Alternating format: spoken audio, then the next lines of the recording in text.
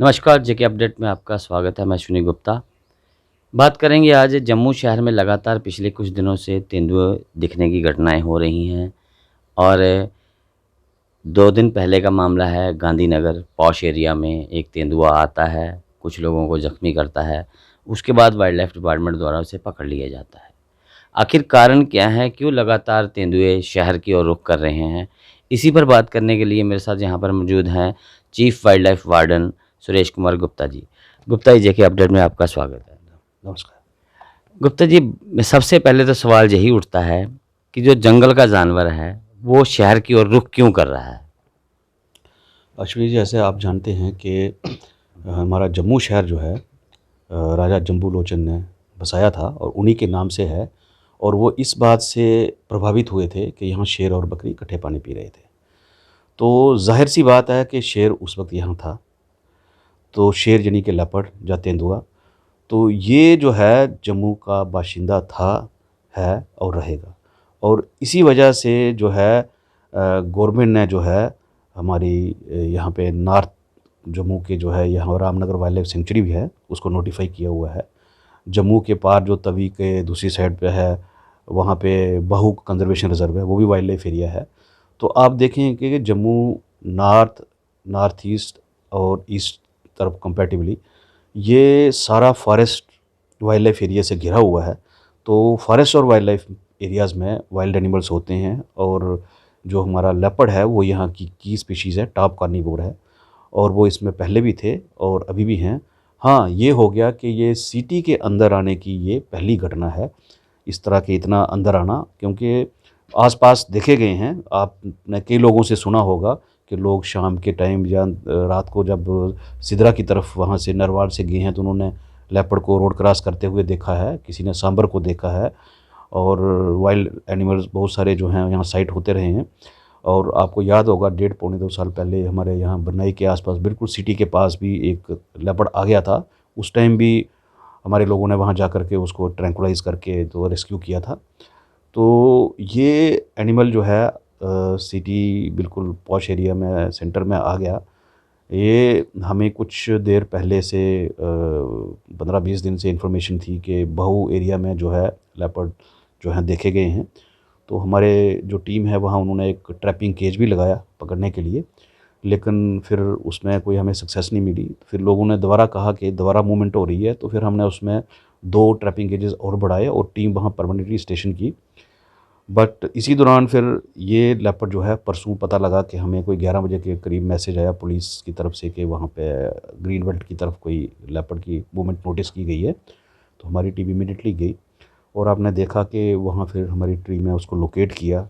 और हमारे लोगों ने बड़ी बहादुरी के साथ बड़ा पास से जा कर के उसको डाँट मारा है ट्रैंकुलाइज़ करने के लिए, इसलिए क्योंकि दूर से जब डाँट करते हैं तो मिस होने के चांसेस होते हैं।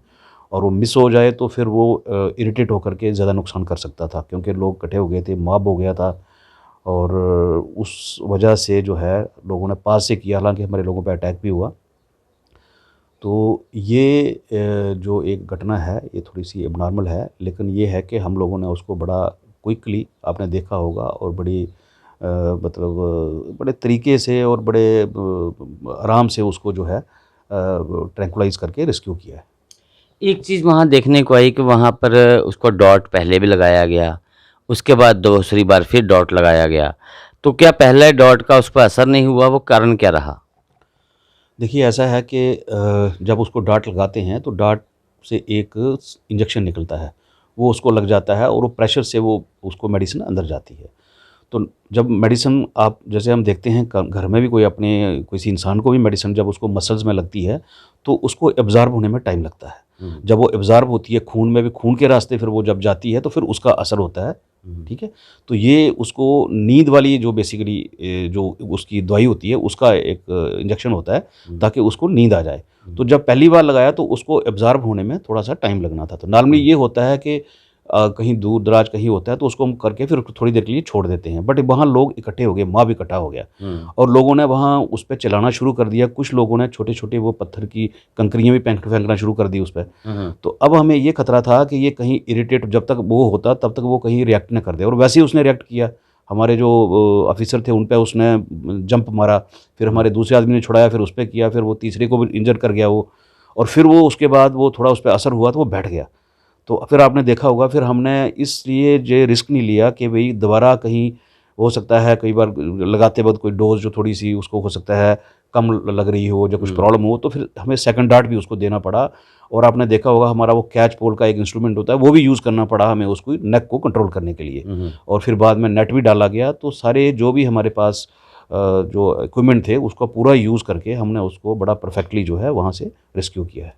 देखिए, एक चीज़ तो क्लियर है कि वहाँ पे भीड़ बहुत ज़्यादा इकट्ठा हुई थी। भीड़ को कंट्रोल करने के लिए पुलिस को हल्का लाठीचार्ज भी करना पड़ा।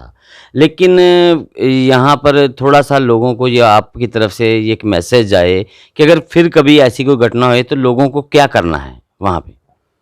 मैं आपके माध्यम से सबको ये अपील करना चाहूँगा कि जब भी कभी इस तरह की कोई घटना होती है, कोई वाइल्ड वाइल्ड एनिमल आता है, लेपर्ड है, या गर्मियों में क्या होता है कि सांप बहुत निकलते हैं हमारे यहाँ, हुँ। ठीक है? तो आप सबसे पहले क्या करें कि वहाँ से सेफ डिस्टेंस कर लें, एनिमल से हमेशा सेफ डिस्टेंस करें और उसके पास क्राउड नहीं करें। और आप कहीं भी आपका कोई फॉरेस्ट में जो वाइल्ड लाइफ में कॉन्टैक्ट है या पुलिस में है, और सिंपल नंबर है 100, आप पुलिस का नंबर जो होता है वहाँ उनको कंट्रोल रूम में मैसेज करें, वो हमको दे देते हैं। या आज सबके पास मोबाइल फ़ोन है, तो मोबाइल फ़ोन जो है उस पे अगर आप सर्च करेंगे वाइल्ड लाइफ प्रोटेक्शन डिपार्टमेंट जे&के, तो उस पे हमारे जो हैं कंट्रोल रूम के नंबर मिलेंगे, मेरा नंबर मिलेगा, हमारे डीएफओज़ कंज़र्वेटर के सबके नंबर उसमें है। आप कभी भी फ़ोन करेंगे, हमारे पूरे जे&के में 42 के करीब कंट्रोल रूम्स हैं और 24 आवर्स वर्किंग होते हैं। जहाँ नियरेस्ट स्टेशन से जो होगा वो टीम आ जाएगी और वो अपनी कार्रवाई करेगी और एनिमल जो होगा उसको मतलब मिनिमम टाइम में रेस्क्यू किया जाएगा। और जब कभी रेस्क्यू ऑपरेशन चल रहा हो, जैसे कि उस दिन मॉब इकट्ठा हुआ, तो उस दौरान जो है लोगों को यही है कि वो वहाँ पे ना रहें। मैं आपके माध्यम से बिल्कुल क्लियर करना चाहता हूँ कि लोगों को वहाँ पे वाइल्ड एनिमल के पास क्राउड बिल्कुल नहीं करना चाहिए, सेफ डिस्टेंस रखना चाहिए, दूर रहना चाहिए। और मैं ये भी कहूँगा कि जो लोग सुबह या शाम अर्ली मॉर्निंग या लेट इवनिंग सैर करते हैं, वो कभी अकेले सैर नहीं करें, हमेशा ग्रुप में जाएँ। क्योंकि कई बार ऐसा होता है क्योंकि आस-पास फॉरेस्ट एरिया है जहाँ वाइल्ड एनिमल हो सकता है, और अकेले आदमी को भी वो वैसे अटैक नहीं करेगा, लेकिन अगर आप उसके बिल्कुल पास बाई चांस एक्सीडेंटली चले जाएँ, तो वो डर के मारे आप पे अटैक कर सकता है, आपको नुकसान कर सकता है। लेकिन अगर आप ग्रुप में होंगे, कम से कम 3 से 5 का ग्रुप होगा, तो वो आप पे कभी भी अटैक नहीं करेगा, भाग जाएगा। तो मेरी अपील है, हमेशा ग्रुप में जाएँ और कोशिश करें कि सेफ डिस्टेंस मेंटेन करें। देखिए, जैसे पिछले लगातार दिनों से बाहू एरिया में लेपर्ड देखा जा रहा है, आपने केज भी लगाए वहाँ पर। अब बताया जा रहा है कि वो राजीव नगर क्षेत्र में जो लेपर्ड आज की घटना है, आज देखा गया किसी की छत पे हैं, साथ में 2 बच्चे भी हैं। अब जैसे-जैसे कि आपको पता है आगे नवरात्रे आ रहे हैं, माँ बावे वाली मंदिर में श्रद्धालुओं की बड़ी भीड़ जमा होती है। लोग 2:30 बजे, 3 बजे ही अपने घर से निकल जाते हैं। तो ऐसे में क्या उन लोगों के लिए खतरा नहीं है जो अर्ली मॉर्निंग निकलते हैं दर्शनों के लिए?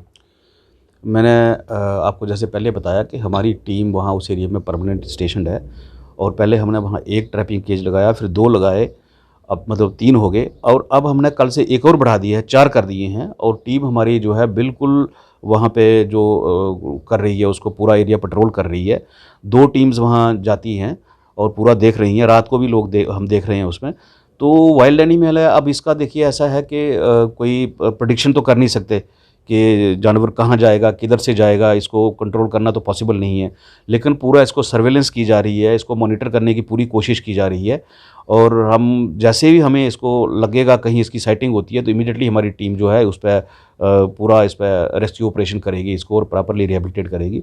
और एक चीज़ मैं आपको फिर दोबारा बता देना चाहता हूँ कि जैसे आपने बताया है कि वहाँ मंदिर में लोग जाते हैं जो है, तो मैं यही कहूँगा कि हमेशा ग्रुप में जाएँ, अकेले नहीं लोग जाएँ, ग्रुप में जाएँ। ग्रुप में जाएँगे कोई कुछ नहीं करेगा।